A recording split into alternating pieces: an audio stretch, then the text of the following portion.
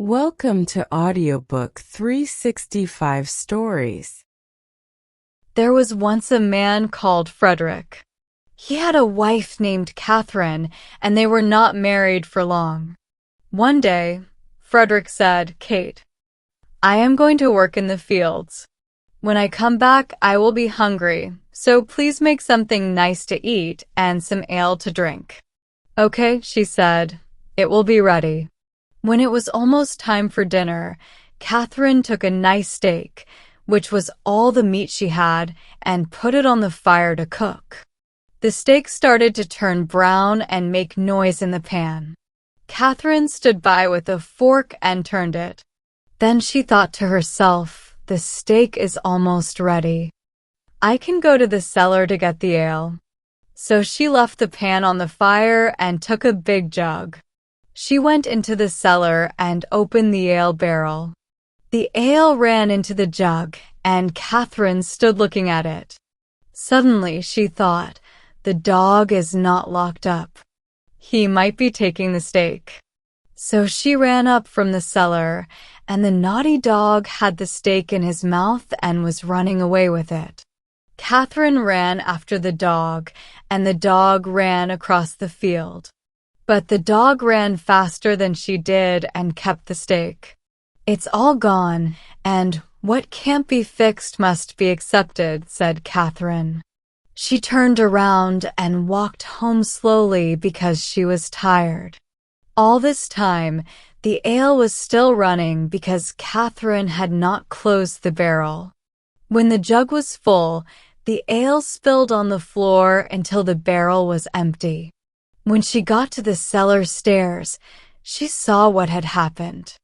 "Oh no," she said. "What should I do to stop Frederick from seeing this mess?" She thought for a while and then remembered there was a sack of fine meal bought at the last fair. If she sprinkled it on the floor, it would soak up the ale. "What a lucky thing," she said, "that we have this meal. We can use it now."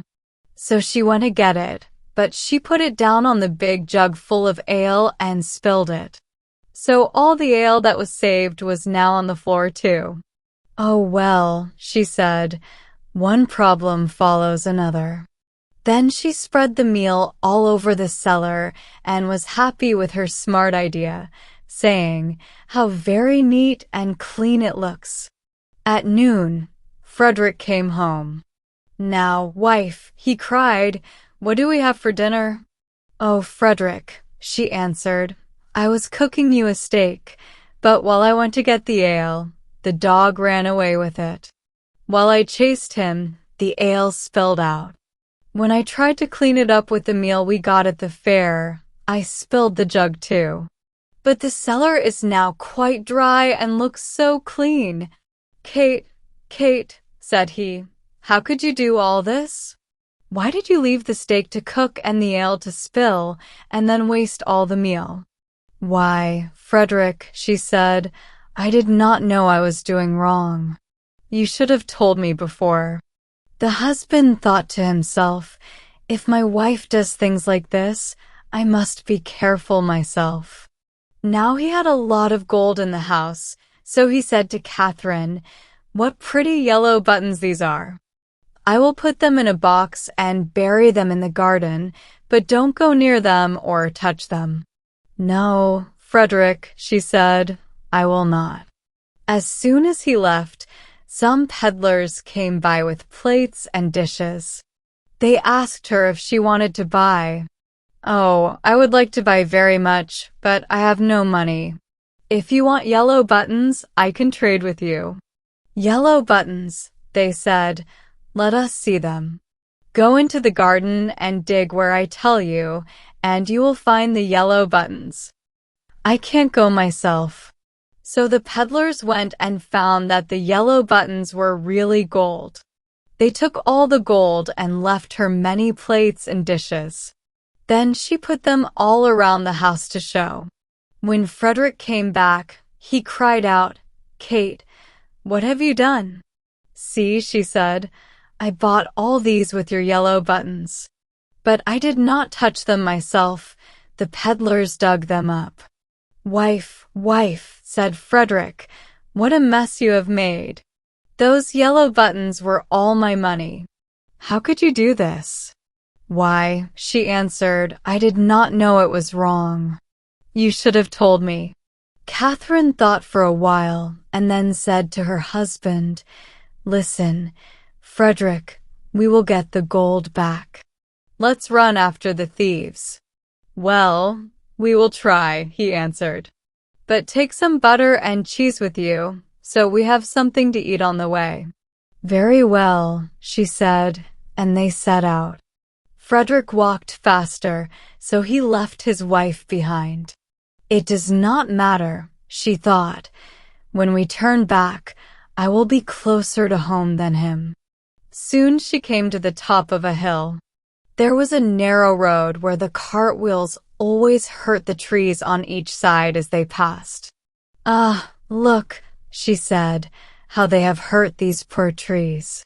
They will never get better."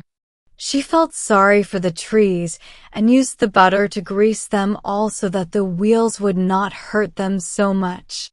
While she was doing this, one of her cheeses fell out of the basket and rolled down the hill. Catherine looked, but she could not see where it went. So she said, "Well, I think the other cheese will go the same way and find you. It has younger legs than I do." Then she rolled the other cheese after it, and away it went, nobody knows where, down the hill. But she said she thought they knew the road and would follow her, and she could not wait there all day. At last, she caught up with Frederick, who asked her to give him something to eat. She gave him the dry bread. "Where are the butter and cheese?" he asked. "Oh," she answered, "I used the butter to grease the poor trees that the wheels hurt so much. One of the cheeses ran away, so I sent the other after it to find it. I think they are both on the road somewhere." "What a silly person you are to do such things," said the husband. "How can you say that?" said she. "I am sure you never told me not to." They ate the dry bread together, and Frederick said, "Kate, I hope you locked the door when you left." "No," she answered, "you did not tell me." "Then go home and do it now before we go any farther," said Frederick, "and bring something to eat." Catherine did as he told her and thought to herself on the way, "Frederick wants something to eat, but I don't think he likes butter and cheese very much. I'll bring him a bag of nice nuts and some vinegar because I have often seen him take some." When she reached home, she bolted the back door, but she took the front door off the hinges and said, "Frederick told me to lock the door, but surely it will be safer if I take it with me." So she took her time on the way back, and when she found her husband, she cried out, "There, Frederick, here's the door itself. You can watch it as carefully as you want." "Oh no," said he, "what a clever wife I have. I sent you to lock the house, and you take the door away, so now everybody can go in and out as they please. However, since you brought the door, you will carry it around with you." "Very well," she said, "I'll carry the door, but I won't carry the nuts and the vinegar bottle too. That would be too heavy. So if you please, I'll tie them to the door." Frederick agreed to that plan, and they went into the woods to look for the thieves, but they could not find them. When it grew dark, they climbed up into a tree to spend the night there. Just then, the very thieves they were looking for came by. These were really bad people who took things before they were lost. They were tired, so they sat down and made a fire under the very tree where Frederick and Catherine were. Frederick climbed down the other side, picked up some stones, then climbed up again and tried to hit the thieves on the head with the stones. But the thieves only said, "It must be near morning, for the wind is shaking the fir cones down."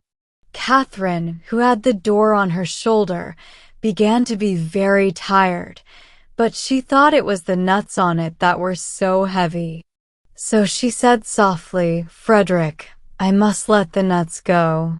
"No," he answered, "not now. They will find us." "I can't help that. They must go." "Well, then, do it quickly if you will." Then the nuts rattled down among the branches, and one of the thieves cried, "Oh my, it is hailing." A little while later, Catherine thought the door was still very heavy, so she whispered to Frederick, "I must throw the vinegar down." "Please don't," he answered. "It will show them where we are." "I can't help that," she said. "It must go." So she poured all the vinegar down, and the thieves said, "What a heavy dew there is." At last, Catherine thought that it was the door itself that was so heavy all the time. So she whispered, "Frederick, I must throw the door down soon." But he begged her not to do so, because he was sure it would show them where they were. "Here it goes anyway," she said, and down went the door with a big noise on the thieves, and they cried out, "Help!" Not knowing what was coming, they ran away as fast as they could and left all the gold. So when Frederick and Catherine came down, they found all their money safe and sound.